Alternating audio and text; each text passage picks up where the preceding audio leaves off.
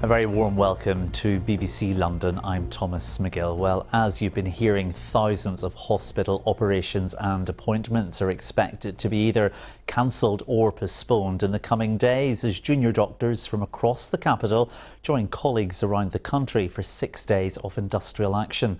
Among them is staff from Guy's and St Thomas's NHS Trust, from where Alice Solfield sent this report.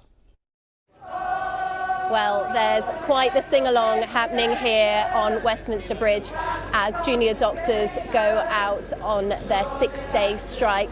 We're outside St Thomas's Hospital. It's one of the biggest picket lines in London. And as you can see, there are lots of people here, junior doctors, medical students, and even some children.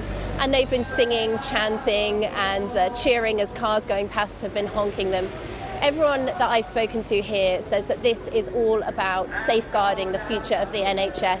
They say they don't want to be here, but that they are determined to win this fight. They want to be inside treating their patients instead. And earlier I spoke to Dr. Daniel Zahidi, who is on the BMA Junior Doctors Committee. It is a shame that this comes at such a poor time, but we see these annual winter NHS crises on the news every year, and things aren't going to change unless we take a stand. Doctors are thin on the ground, and there's 10,000 vacancies with 40% of doctors planning to leave as things stand now. And all we're asking is for pay to go back to how it was in 2008, for a doctor on £15 an hour to be paid £20 an hour. The union, British Medical Association, says the profession needs to be better valued, and they're asking for an extra 35% pay rise to make up for the below inflation rise that they've seen since 2008. The Health Secretary, Victoria Atkins, says the junior doctors should call off this strike, get back around the negotiating table.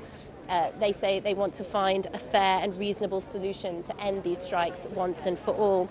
So the advice for people in London needing to access the NHS today is to still come forward as usual in an emergency situation. If you're due to attend an appointment in London today, then if you haven't been contacted directly to say that that appointment has been postponed or cancelled, then you should still attend as normal. Alice Solfield reporting there. Now, the clean-up following yesterday's storm has started in London, with many counting the cost after fallen trees and other objects caused all sorts of damage and disruption. Gusts of up to 69 miles per hour brought down scaffolding like here in Greenwich. A woman remains in hospital after being hit by a falling tree in Orpington. Her condition is not thought to be life-threatening. Meanwhile, the London Eye closed yesterday for a short time when a hatch on one of its pods ripped open. David Knock, who was visiting the capital from Bournemouth, said it was terrifying and that he pushed the emergency button to let staff know. The London Eye has apologised for any inconvenience and said no parts of the pod detached. Tributes have been paid to the founder of the charity kids company, Camilla Batmangelish, who died on Monday at the age of 61. She set up the charity in South London in 1996 to provide support to thousands of deprived and vulnerable inner-city children and young people. Steve Chalk from the Oasis Academy worked with her until she died and said her generosity was unmatched. I looked up to Camilla because she had such an intuitive understanding of the pain and the trauma that many young people went through because of their poverty, because of neglect, because of abuse, and how to heal that and work with them. And she was aware of the gaps in the statutory services, in social services, in the NHS, and Kids Company stood in that gap. Camilla was the most generous and the most insightful and witty person I think I have known. Now for something different. Have you ever heard of the sport parkour? It's one that certainly passed me by, but not the charity Spirit Concrete, who are using the sport to help people with mental health. Here's more about how they have been doing it. I'm just going to keep moving around. It helps mostly with my anxiety. Use the sounds to inform. There's often more of an element of fear in parkour, or kind of dealing with things in real time. Yeah, nice. All of our sessions are designed to get people to experience parkour as a movement, jumping, vaulting, running, climbing. But every single session is informed with a psychological theme, whether that is working on anxiety or whether that's working on days when we're feeling a bit low.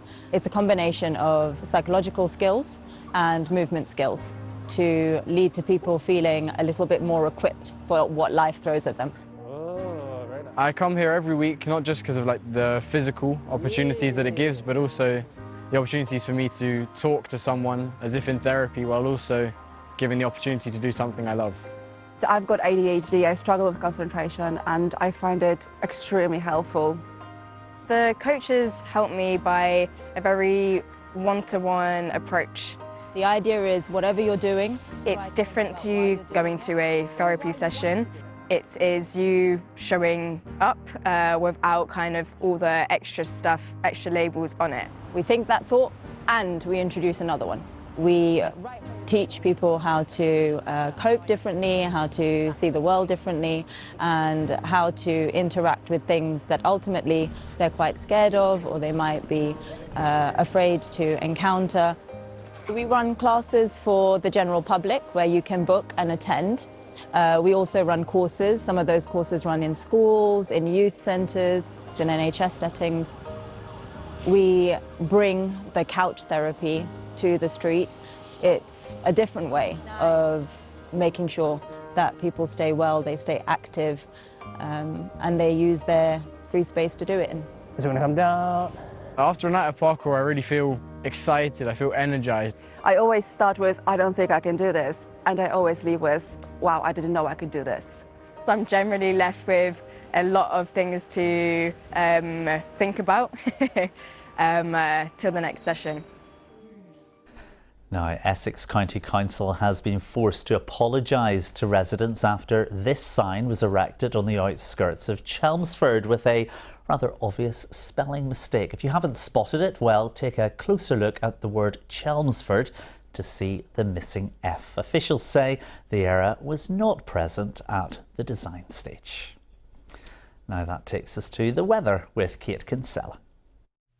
Good afternoon. It is still a very blustery day in the wake of Storm Henk, but the wind not as strong as yesterday. Bright start this morning, beautiful sunrise over in Twickenham, but that sunshine, of course, daylight reveals all the trees that have been struck down over the capital. But we have had some sunny spells, and this afternoon further bright spells, but also some further blustery, potentially quite heavy showers blowing in on that still very brisk southwesterly wind. Temperatures today still mild though, relatively speaking, 11 or 12 Celsius the maximum. Then into this evening, overnight, we're starting off on a showery note, but gradually those showers will fade, becoming drier and clearer through the early hours and into Friday morning. It's going to be a chillier night too, minimum temperature down to 4 Celsius. A bright start to Thursday, but the Met Office has a yellow weather warning in place for heavy rain. We've got another system coming up from the south and the southwest through tomorrow morning. So a bright start, some sunshine, but that cloud will gradually increase and then brings the chance of some rain. Bit of a question mark as to how far north that rain will spread, but that weather warning